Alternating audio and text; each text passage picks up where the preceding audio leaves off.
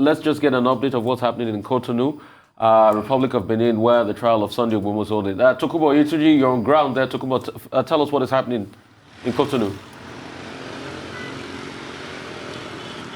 Thank you very much, Rufai. Greetings to you guys in Lagos from Cotonou. We're at the Cour d'appel de Cotonou. Pardon my French, really. It translates to Court of Appeal, yes, or Palace of Justice here in Cotonou, where the extradition trial of Yoruba Nation agitator Mr. Sunday Igboho is expected to resume here today. Just behind me there, the court building. You have it there with many hundreds of supporters of Igboho are all out here. What we gathered so far, we've been here for almost 2 hours now, but what we have not seen him, but what we've gathered is that he's been brought in somehow, but we can't confirm that. Some of his supporters told us that they actually went to the police station where he's been detained to bring him out very, very early in the morning and took him around there, but nothing has happened. The proceedings have not commenced here. We have not seen Mr. Igboho, but according to reports that we are unable to confirm yet, is somewhere within the court premises. So arguments are going to resume when proceedings start, whether Mr. Igboho is going to be extradited to Nigeria or is going to be freed like his lawyers have been arguing, saying there is no case against him, that the court should free him. So here we are at the Palace of Justice. Whether Mr. Sunday will be just getting justice the way he desires is what we'll be observing here today, Rufai, and give you updates as they unfold. Well, Tokunbo, what exactly is the main issue in the court? Because you just talked about extradition. And Sunday Igboho's lawyer had said that Nigeria had not made any request for extradition. Is the issue extradition or the possession, the illegal possession of, Benin Republic traveling document, that is passport? And then, of course, you say his supporters are there. Who are these supporters? Are they from Nigeria? Have you cited anybody there from Nigeria that is part of delegations that we have heard about? Yes, Dr. Abati, we've seen several supporters, some of them from Nigeria that we can identify, but majority of them are based here in Cotonou, and not just in Cotonou. They're based all around towns and cities around there. Ajashe, there are several Yoruba people around here in this country, so they've all mobilized themselves. I was talking to one of a key figure of the Lana Omo Odua, the group that is actually championing the Yoruba Nation, which Mr. Sunday Igboho spearheads. He was telling us about how they were busy mobilizing their supporters from all across Benin Republic to come into the court. But of course, if you listen to the interview granted by one of the lawyers, Mr. Salami, to Igboho, he actually frowned at the way the supporters have been conducting themselves around the court premises, and he urged them to actually stay away from here. But I'm not sure they have not heeded that call. They are here, but what we've gathered from them again today is that they are not going to. They're just going to be here quietly, silently, and observe proceedings. They are not going to be involved in any fanfare, any protest or anything. They are just going to be here observing what is going on and what's the outcome of the proceedings here will be. As regards the issue you raised earlier on, of course, the Nigerian government is pressing that Mr. Igboho be extradited to Nigeria based on those issues of illegal possession of arms and carrying out activities that could cause disunity of Nigeria. But the lawyers, like we listened to him in the interview he granted at the weekend, is saying that no, Igboho, arrested in Benin Republic Monday last week, has not committed any crime against the authorities here in Benin Republic, and he should be free. That's what they are hinging their arguments on, that he has not committed any crime against the authorities here. But of course, we know that extradition is a matter between two states, and what Nigeria is exploring is to appeal, based on some kind of treaty, that has been on ground. I learned in 1984 there was a treaty signed by Nigeria, Benin Republic, and 2 other countries like that. So I think Nigeria is actually exploring, that opportunity to be able to appeal to the authorities here to extradite the man back to Nigeria so that he can answer to some of the issues they are raising against him back there. But the lawyers are saying no. What they are arguing is that Igboho has no case against the authorities in Benin Republic, and that the issue of possessing Benin Republic passport does not arise, that they did not see any passport belonging to Benin Republic on Mr. Igboho as at the time he was arrested. So those are the issues here that the lawyers will be arguing before the judge here at the Palace of Justice here in Cotonou. Dr. Abati. All right, Tokumbo, what do we know about his wife? She was arrested. We hear she's been released. Do we know where she is? Is she also in court today? And it's so difficult not to make this comparison because here in Nigeria today, we are also following development at the Federal High Court in Abuja as Nnamdi Kanu, the embattled IPOB leader, is to be arraigned as well, where security operatives, the last time we touched base with our correspondent there, were arresting supporters of Nnamdi Kanu. And just look at what's happening behind you. What is security like? What is the mood like there? Okay, Adesuwa, let me start with your last question. The mood here, we have many people around.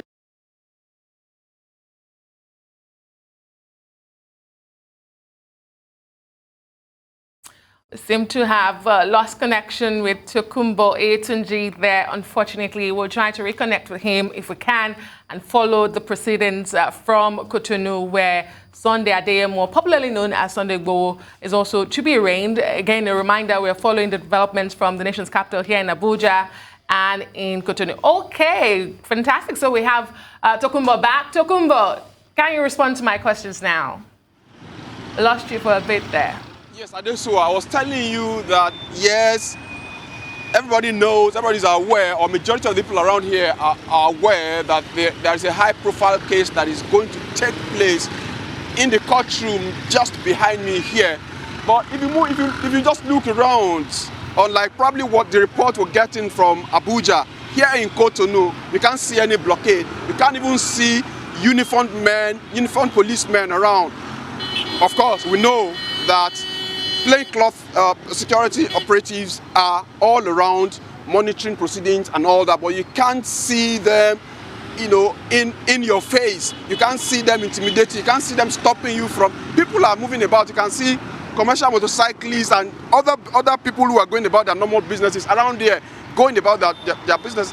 Nobody's stopping anybody, even though that high-profile case is going to resume here any moment from now. That is the situation. The situation is normal, despite the fact that that case is going to resume any moment from now. As regards the issue of Rocco, the wife of Mr. Igboho, yes, she was released by the court last Thursday, and I can report to you that I cited that this morning. Of course, she wasn't looking too happy, of course, which is quite understandable. Her husband is still in detention. She doesn't know what his fate is. She's right in the court premises, and I interacted with her. But like majority of the supporters of Mr. Igboho, she's optimistic that they will get justice their way this morning after proceedings here at the Court of Appeal. Real quickly, Tokumbo, I want to know about the meeting that happened, between the kings, the Onishabe and the likes and some other areas, of Benin Republic. I mean, because historically this spans through the old Dahomey and the likes, and this is an extension of the old Oyo Empire historically. So there's a massive population of Yoruba people there. I mean, what was the meeting like amongst the traditional chiefs and around the Yoruba areas in Benin Republic? Did you hear me? Yes, Rufai. Yeah. Like it's just, yeah, I heard you. I heard you talking about the meeting of Yoruba traditional rulers in this part of the world. I mean, Dahomey, Isakete, all those Yoruba-speaking areas of Benin Republic. Yes, they met yesterday and they expressed support for the man who is on trial here today, Sunday Igboho, and his agitations. But actually, the details, a main point from the meeting is that they are going to actually write a letter expressing what they feel, their thoughts, and what they expect, of this whole process to the President of Nigeria, President Muhammadu Buhari. They did not say much beyond that because, according to them, they don't want to divulge much that could jeopardize the eventual outcome that they expect, from that communication with the presidency in Nigeria. That they are actually going to be make more details available to journalists after the letter has been forwarded to Abuja and an outcome is received. A response is received from Abuja. So they are going to be talking more to journalists and they're going to be revealing more. But what we can take away from that meeting yesterday is that they are expressing support for the man Sunday Adeyemo, popularly known as Sunday Igboho, as he goes through this, because as far as they believe, he has not committed any crime, that is only fighting the cause of his people. And according to them, it's not violent and it should be listened to rather than being tried, according to them. And they actually promised that they will be in court this morning. I have not seen any, but maybe they are here, maybe not in their regalia, but I've not seen anyone that looks like a traditional ruler around here this morning since I've been here. Rufai. I thought that what the monarchs in Benin Republic, the Yoruba monarchs who met at the palace of the Alajohun of Ajohun, said yesterday was that they were going to direct their letter to President Patrice Talon, the president of Benin Republic, to see how he can intervene. But that aside, what's your assessment of the conduct of security men in front of the court there?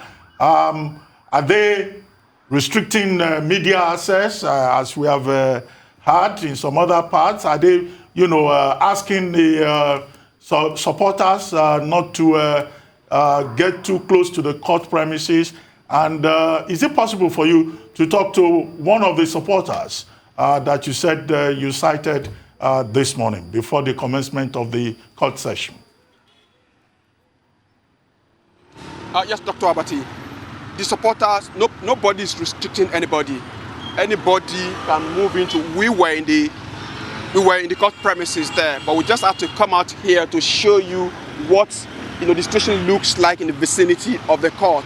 In the court, in fact, one of the reasons we moved out of the place is because the supporters themselves approached us and said what the instruction that they have been given is that they should not do anything like video recording,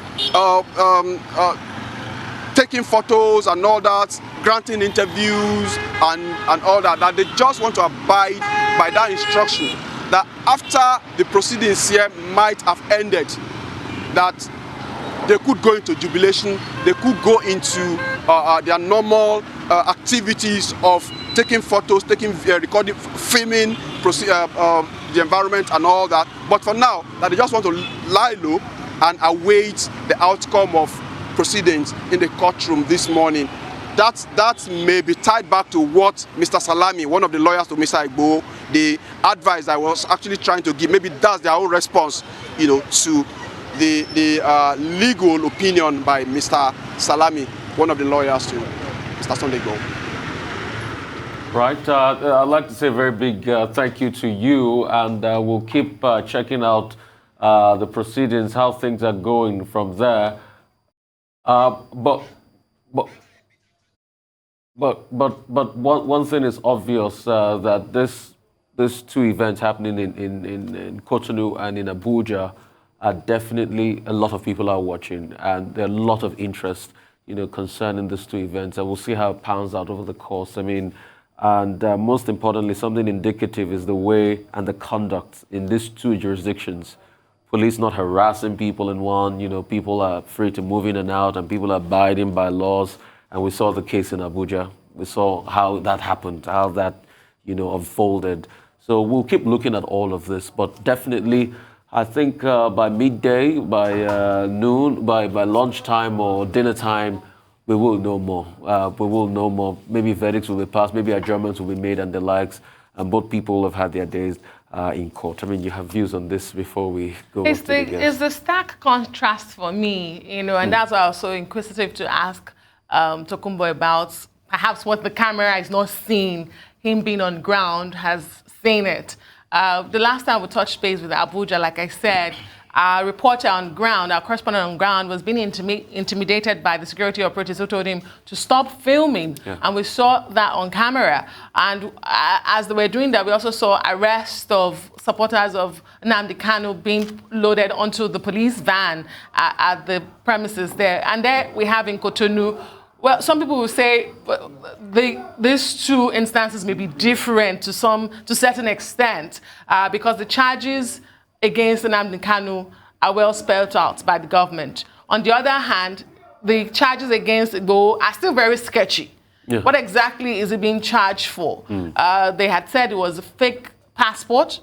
His lawyer spoke over the weekend and said he was not with any Benin passport. It was the Nigerian German passport. But you recall that the DSS had raided his house and retrieved some passports from him. And the Nigerian government also raised the flag to say Sunday Adeyemo, I think a week before his arrest, was trying to procure passports to leave the country and so put him on a stop flight list or a stop list to stop him from leaving the country. So the stark contrast for me is what is interesting and what I am really keen to see how it plays out. Lessons to be learned. Yes. Well, let us see, how all of this plays out, because in both cases, what we're dealing with are developing stories. Yes. And it would be wrong for anybody to jump to any early conclusions. Apart from, Sunday Adeyemo's lawyers arguing that he has not committed any offense, they probably will also rely on the 1951 Refugee Convention and the 1967 Protocol, if it has to do with passport, because now we don't know exactly, what the issues are. But what is clear is that, look, Nigeria has a major interest in that matter going on in that neighboring country. Tokunbo Oyetunji was saying that, there is a 1984 extradition treaty with Republic of Benin. But I've also read reports saying that such an extradition treaty does not exist between the two countries. So we just watch, what the outcomes of the proceedings are, from Abuja and also from Cotonou. And everyone should just be careful not to engage in trial by media. And definitely. yes, that's what is important. And I think this should be the watchword, fingers crossed.